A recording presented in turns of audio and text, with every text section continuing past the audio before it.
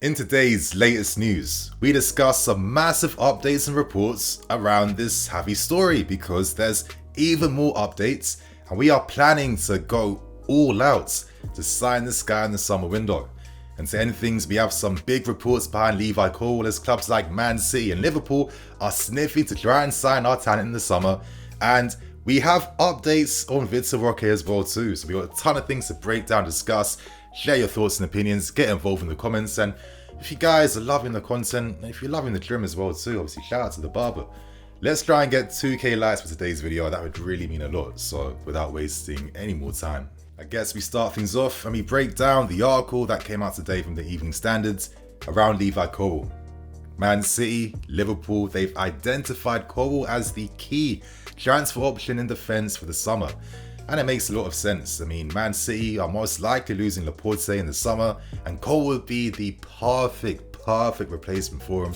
And Liverpool are looking at life potentially after Virgil van Dijk, with Cole and Konate being like the defence for the next 10 years. Now, clubs are expecting us to sell tons of homegrown players, of course for financial fair play reasons. And naturally with stories like this, clubs want to take advantage of our potential misery in the summer, or our blessing in my personal opinion. Still though, even though we don't have things like Champions League football for next season, so we're going to miss out on around like 80-90 million pounds just from that. Even though we've fallen a bit short on our FFP, it's still a very manageable situation. And as I've been really saying a lot of times, you know, interested parties are going to use these windows of opportunity, which is obviously the gap between this season and the summer window, to try and target players from us. It's a common sense thing. And as I stressed, this is still a very manageable situation. I mean, we can easily reduce the wage bill. If players like Lukaku is earning around 340k a week, he's the highest paid player in the history of this football club. Players like Ziyech, Pulisic, and many of these guys going, you're freeing up millions and millions and millions off that wage bill. We have other players to sell other than just homegrown players. And we have to remember the player cost. The player cost, which is the transfer value of a player, divided by the contract length. And then of course you add on top the wages he's earning for the year. So most of these players are in the final moments of their contracts. So let's say a guy now like a Cover might have a player cost of around, I don't know, 8 million, 9 million.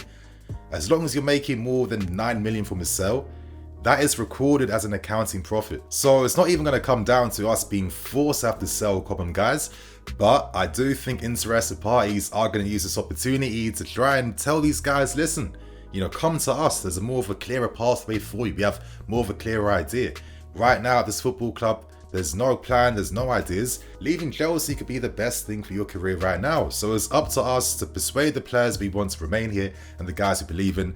And of course, Levi Colwill is a player that this club has high ambitions and hopes for. And obviously, we are still actively trying to get this guy to commit to signing a contract extension. We can't forget too that the reason why we overpaid for Cucurella was so Brighton couldn't sign Cole on a permanent deal and essentially was to pay for his loan there. So the only way that Colwill is leaving us is if he decides he wants to go. And who knows if talks from like a Pep Guardiola, like imagine if Pep said to Colwill, Laporte's gone. You're seeing that we're doing historic things right now. Colwill, I can make you the best defender in the world.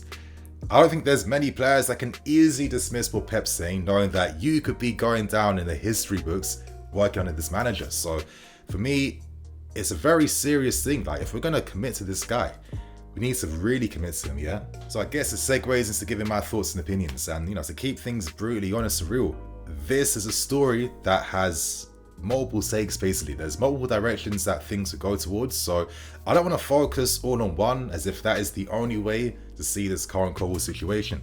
Obviously, my first initial thoughts are this moment is going to be leverage for Colwill and his team to get themselves the best contracts and, you know, the best terms. Only makes sense to do so. If Liverpool and Man City are actively, publicly showing interest, that means you can get more money. So I wouldn't be surprised if that was going to be the way things turned out. But I think it comes to a point now where you need to really look at the talent you have, the young talents you have, and really assess, okay, these guys are the top. These are the main area of importance that we're going to build this club around. If you think you can build around Colwill, you have to show that, and you have to let him play games and you have to let him develop, because this egalitarian approach we're doing of just signing tons of great high potential talents in the same positions, and then we're expecting them to compete against each other for one of these guys to break through and be the leader.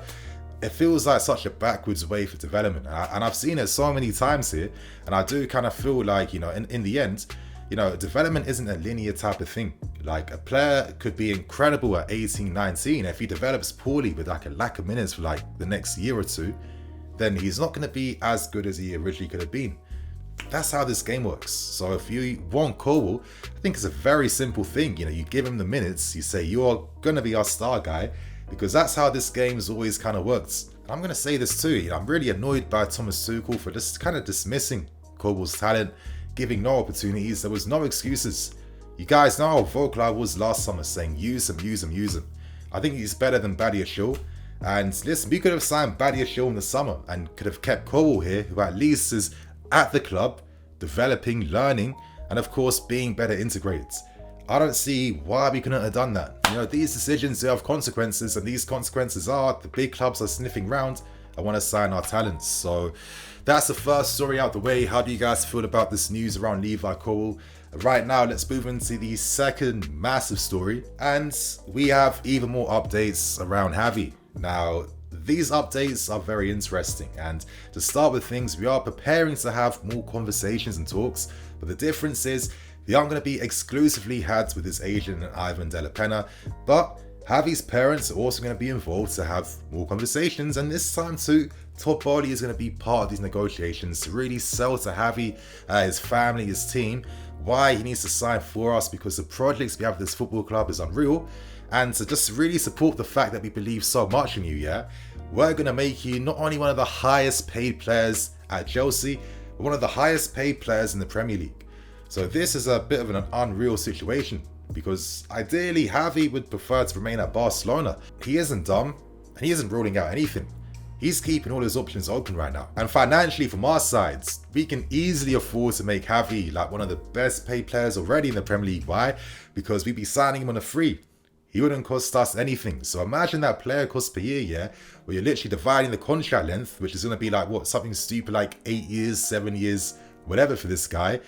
And you could easily afford to give him 250k a week, and he barely costs you anything. Now, it's really up to Barcelona. They have up to the 30th of June to find solutions to free their wage bill. I mean, currently they're over the 200 million euro wage bill limit that's currently imposed on them. And interestingly enough, on top too, it does kind of feel like the reason why we're pushing even harder now for Gavi, because these reports actually aren't that new. From doing a bit more research, there were reports coming out in February and January as well too.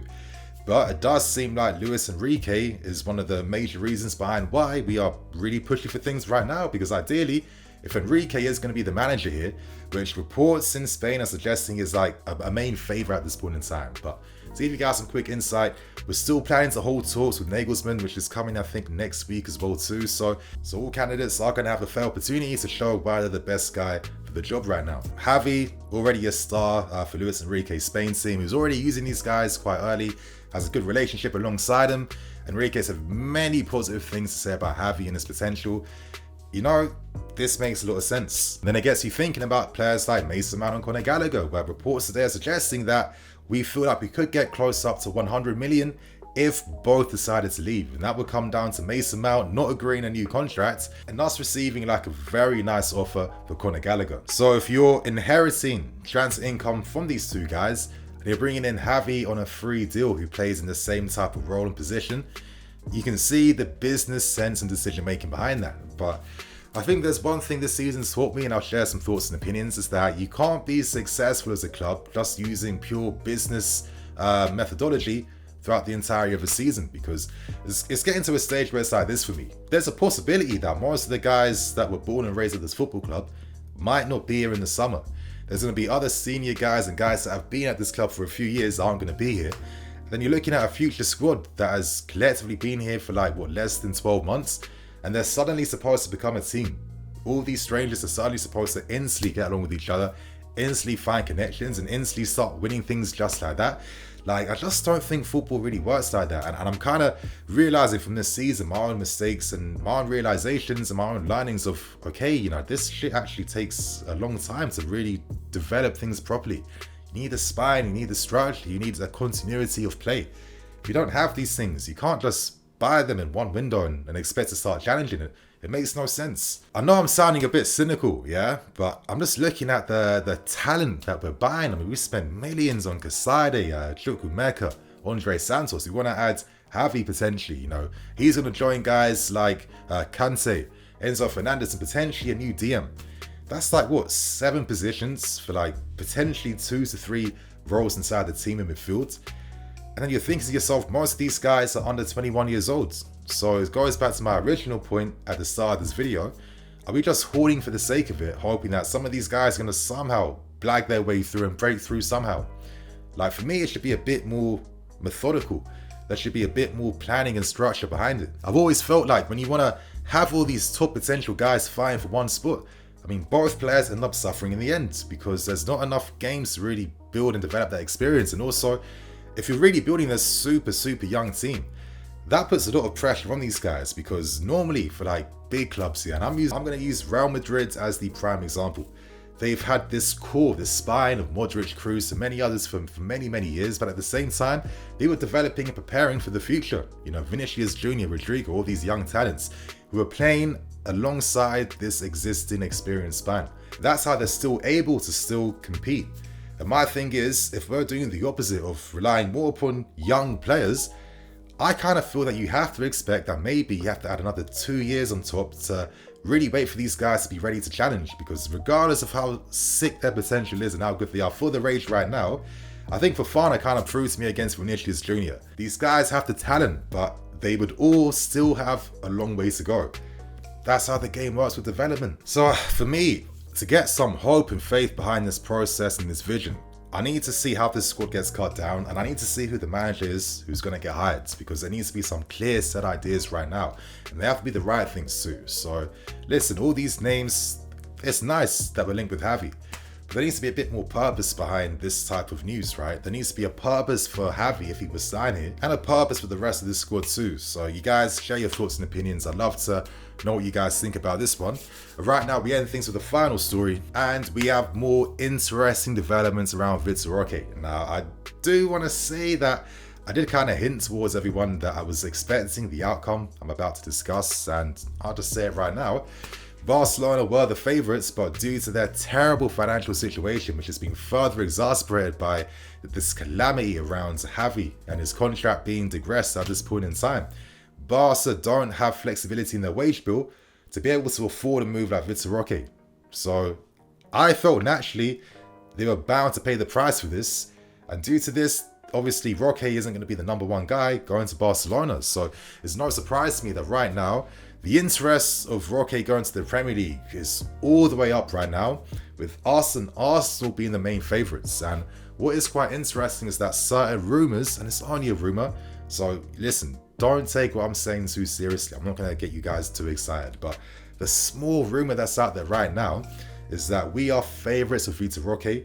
We've already agreed personal terms, and I'll say this quickly, agreeing personal terms means absolutely nothing. It's like one of the easiest things to agree upon, and it doesn't really prove that you're about to sign someone, but it shows that there's like at least a bit of willingness from all parties, right, to get a deal over the line. And in terms of the valuation that Atletico Paranaense would want for him, they want between 35 to 45 million pounds with a 15% sell-on clause on top of this deal. I'm going to go straight into giving my thoughts and opinions, and it really is this simple, and it's the same message I'm putting out in today's news video.